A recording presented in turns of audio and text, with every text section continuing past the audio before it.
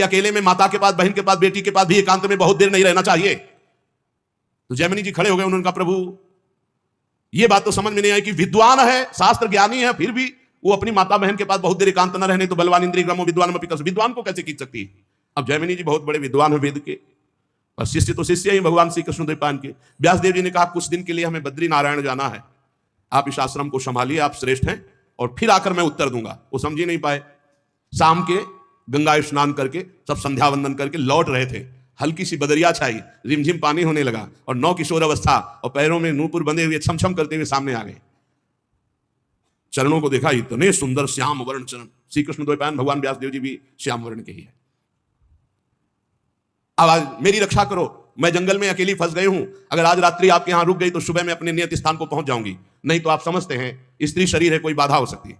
नहीं नहीं, गुरु जी है नहीं, और सब ब्रह्मचारियों का आश्रम है, यहां स्त्री का प्रवेश नहीं। अरे इस समय मैं शरणागत हूं, शरणागत के लिए स्त्री पुरुष या पशु पक्षी नहीं देखा जाता, जो शरण में आ जाए उसकी रक्षा की जाती है।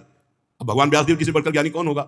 उनका हाँ ये बात तो है, शरणागत की रक्षा तो हम एक कुटिया दे सकते हैं, और रात्रि में तुम्हें कुटिया नहीं खोलनी, मेरा नाम जैमिनी है, मैं भी आदेश करूं तो भी नहीं, यहां का मैं प्रभारी हूं, यहां की मुझे पूरी सुरक्षा दी गई है कि हर ब्रह्मचारी की सुरक्षा करते हुए मेरे गुरुदेव भगवान श्री कृष्ण द्वैपायन व्यासदेव जी का आदेश है, इसलिए मैं भी आकर रात्रि में कहूं तो तुम कुटिया मत खोलना। बोले जैसी आज्ञा महाराज, बस हमें तो शरण मिल जाए रात्रि भर की, और छम छमा के आगे।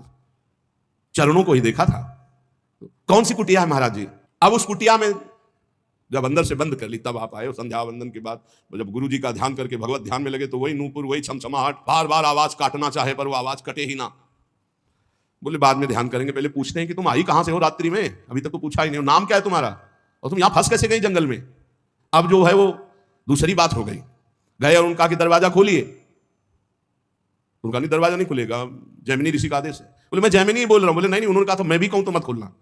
तो वहां कोई लिंटर तो पड़ा नहीं था, बहुत फूस की झोपड़ियां, खपरेला होते थे, मिट्टी की दीवार, बांस की फंटी, उसके ऊपर खपरेला हटाया, बांस की फंटी हटाई, नीचे कूद गए। ज्यों रूप देखा तो ऐसा श्यामता, कोटि कोटि कंदर्प को भी मर्दन करने वाला वो रूप, नौ किशोर अवस्था, विशाल नेत्र, कपोल चमक रहे नील कमल के समान।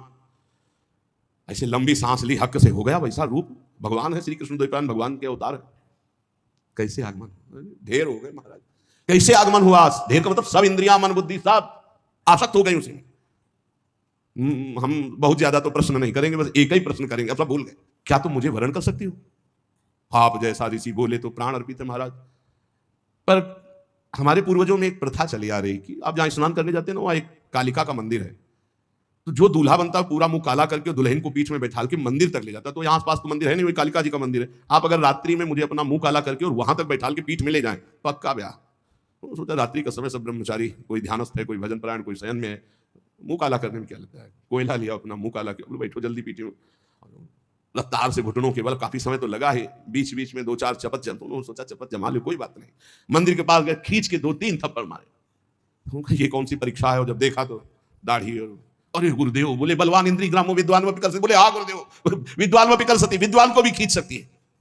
नारी नयन सर जाहि न लागा। कौन ऐसा है, कौन ऐसा है जो भगवान मानता है, वो ऐसा है।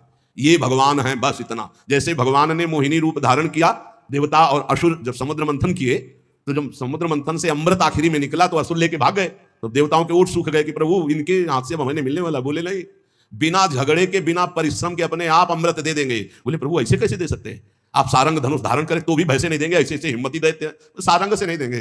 नहीं, ये हमारे नेत्र बाण से बिंद कर अपने आप अमृत कलश देंगे। एक सेकंड लगा, वो मोहिनी रूप छम छम करते हुए भगवान, देवता मुस्कुरा दिए। किसी को भी देवता को मोहित नहीं किए मोहिनी भगवान। क्यों? क्योंकि उनको पता है हरि है, ये हरि है।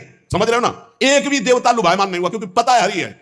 और दैत्यों की तरफ जे ही गए, इतनी सुंदर तो आज तक देखा ही नहीं था किसी को, कोई है ही नहीं सुंदर, ब्रह्मा से बना ही नहीं सकते। ब्रह्मा नहीं बना, एक से एक सुंदर है ब्रह्मा की बनाई हुई। ब्रह्मलोक में ऐसी अप्सरा की तिल भर देख ले तो मुनिजन मूर्छित हो जाती, लो तमादी। और स्वर्ग में तो भीड़ लगी हुई अप्सराओं की। भगवान को देख करके अमृत कलश हाथ में भूल गए। तब कहा देखो भाई, आपस में लड़ने की जरूरत नहीं, अमृत कलश से सुंदरी को दे देते हैं, और ये जिनको जिनको पिलाएंगे हम राजी। भगवान ने कहा तो हमको क्या समझते हो, अरे हम छलिया हैं, हम किसी की नहीं होती। अरे बोले तुम कुछ भी, और इतना कह के ना कि हम छलिया हैं किसी के लिए, तो ऐसा मुस्कुरा दिया, तिरछी कटाक्ष मारी, मानो ये ले अमृत कलश। बूंद नहीं पिलाया दैत्य को, सब देवताओं को पिला। लेकिन एक भी देवता मोहिनी भगवान से मोहित हुआ हो तो हमें बताना। क्यों? क्योंकि मेरे भगवान है जो हर स्त्री में भगवत भाव करता है, पवित्र भाव मेरे गोविंद इन रूपों में है, उसके हृदय को कभी भी कोई भी सुंदरता नहीं वेद सकती, क्योंकि सुंदरता के समुद्र भगवान, सुंदरता की सीमा हमारी प्यारी जी।